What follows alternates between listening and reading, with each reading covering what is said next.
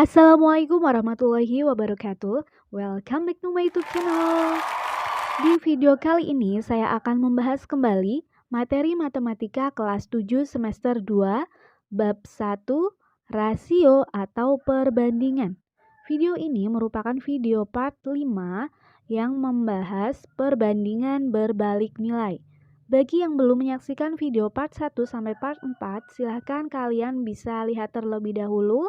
Linknya tersedia di deskripsi ya. Sebelum kita mulai, silakan kalian berdoa terlebih dahulu. Jangan lupa kalian klik like, comment, subscribe, dan nyalakan loncengnya ya. Selamat menyaksikan. Kita akan membahas mengenai perbandingan berbalik nilai.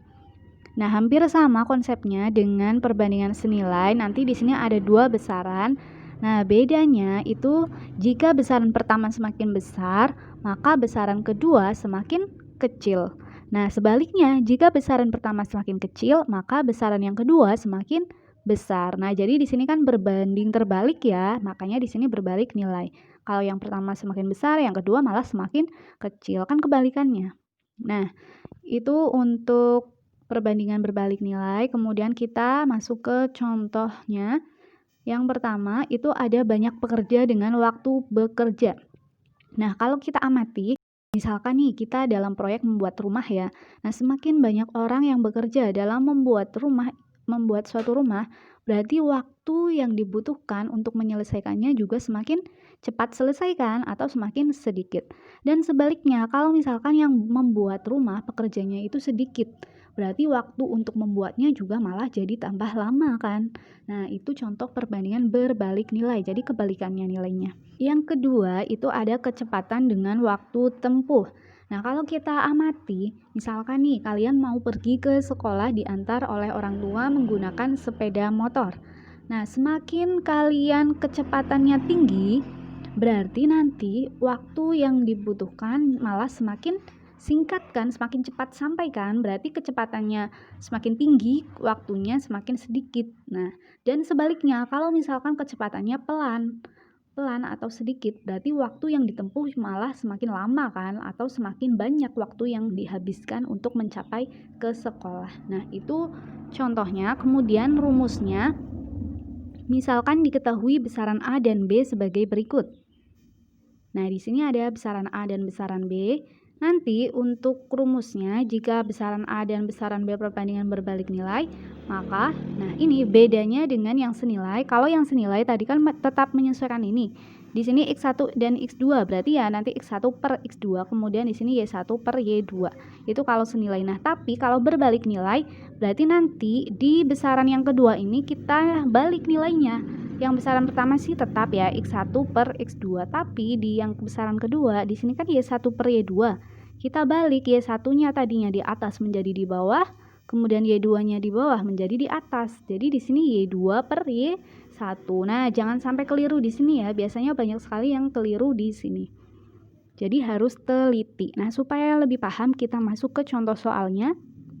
Ini ada contoh soal yang pertama. Adi mempunyai persediaan pakan ayam selama 12 hari untuk memberi makan 20 ekor ayam. Karena 4 ayamnya dijual, maka berapa lama persediaan pakan ayam yang dimiliki Adi akan habis? Nah, cara mengerjakannya, yang pertama, seperti biasa kalian analisis dulu, ini termasuk perbandingan senilai atau berbalik nilai. Nah, di sini tadi kan ada dua hal yang dibandingkan, yaitu di sini ada waktu untuk menghabiskan pakan ayam dengan banyak ekor ayam. Nah, dari dua hal itu kalau kita amati ternyata semakin sedikit ayamnya, maka semakin lama pakan akan habis. Nah, berarti ini kan berbalik nilai kan. Yang pertama angkanya semakin kecil, yang kedua malah angkanya semakin banyak kan. Nah, begitu pula sebaliknya, kalau misalkan ayamnya semakin banyak, maka pakan juga akan semakin cepat habis, atau nanti banyak ayamnya kan semakin tinggi, semakin besar ya. Sedangkan lama waktunya kan semakin cepat atau semakin sedikit berarti angkanya. Nah, itu berbalik nilai. Jadi ini kan berbalik nilai. Kemudian kita buat tabelnya. Di sini ada banyak ayam dengan lama pakan habis. Nah, banyak ayam yang pertama itu kan ada 20 ekor ayam. Kemudian waktunya akan habis selama 12 hari pakannya ya. Kemudian karena 4 ayamnya dijual, berapa lama persediaan akan habis? Nah, tadinya kan punya 20 ekor, yang 4 mau dijual, berarti tersisa berapa? Nah, kita bisa menghitungnya dengan mengurangkan 20 dikurangi 4 sama dengan 16. Nah, itu untuk banyak ayamnya. Nah, lama pakan habisnya itu akan kita cari, kita gunakan simbol X. Nah, kita langsung menerapkan rumusnya.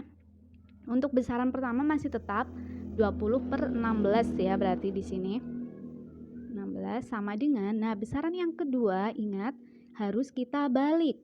Jadi 12-nya nanti kita taruh bawah, X-nya kita taruh atas. Nah, perhatikan di sini kan berarti X dulu kan, baru per 12. Nah, bedanya itu yang ini. Kemudian langkah selanjutnya sama seperti yang perbandingan senilai, tinggal kita kalikan silang. Nah, supaya mudah, kita letakkan X-nya di yang depan ya, berarti kita mulai dari 16 kali X dulu. 16X sama dengan 20 kali 12. Nah, X sama dengan 20 kali 12 per 16. Jadi 16-nya dipindah ruas menjadi pembagian. Nah, setelah ini kita sederhanakan antara 20 dengan 16, masing-masing kita bagi 4. Nah, 20 bagi 4 hasilnya adalah 5. Kemudian ada 16 bagi 4, hasilnya 4. Nah, kemudian kalau kita amati, ini kan ada 12, di bawah juga ada 4. Masih bisa kita sederhanakan, yaitu nah masing-masing kita bagi 4. Yang atas ketemunya 3, yang bawah ketemunya 1. Nah, jadi di sini tersisa 5 kali 3 per 1 kan. Jadi hasilnya 15. Nah, jadi persediaan pakan ayam yang dimiliki Adi akan habis selama 15 hari. Nah, itu cara mengerjakan untuk contoh soal yang pertama. Kita masih punya contoh soal yang kedua.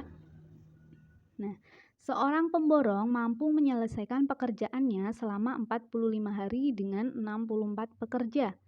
Karena sesuatu hal, pekerjaan itu harus selesai dalam waktu 28 hari.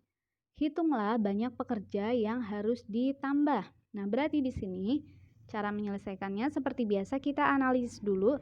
Ini kan ada banyaknya pekerjaan ya atau harinya. Kemudian dengan banyak pekerja. Nah, berarti semakin banyak pekerja, maka semakin cepat selesai pekerjaannya.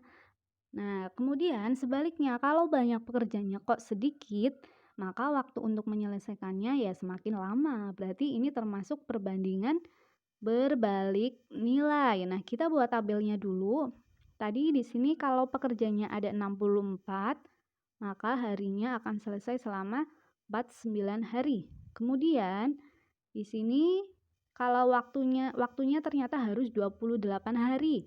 Ya udah kita tulis 28 hari, tapi kita mau menghitung banyak pekerja kan, makanya di sini X, kemudian lamanya 28 hari. Nah, ini tinggal kita masukkan ke rumusnya, berarti 64 per X sama dengan, jangan lupa di besaran kedua kita balik. Nah, ditukar posisi ya. Berarti yang atas adalah 28 per 49. Nah, setelah itu kita kalikan silang. Seperti biasa yang ada X-nya kita taruh depan saja supaya mudah. Berarti di sini 28X sama dengan 64 kali 49. Kemudian X-nya sama dengan 64 kali 9 per 28. Nah, bisa kita sederhanakan. Masing-masing kita bagi dengan berapa? 7 ya, berarti yang atas itu 7, yang bawah 4. Nah, kalau kita lihat di sini 64 dengan 4 juga masih bisa kita sederhanakan menjadi 16. Nah, tinggal kita kalikan.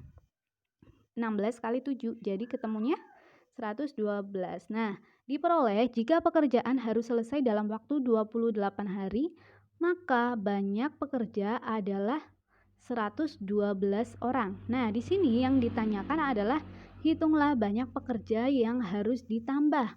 Atau dengan kata lain kita mencari tambahan pekerja. Nah, awalnya yang bekerja 64. Ternyata kita membutuhkan 112 orang. Berarti kurang berapa atau tambahan pekerjanya berapa?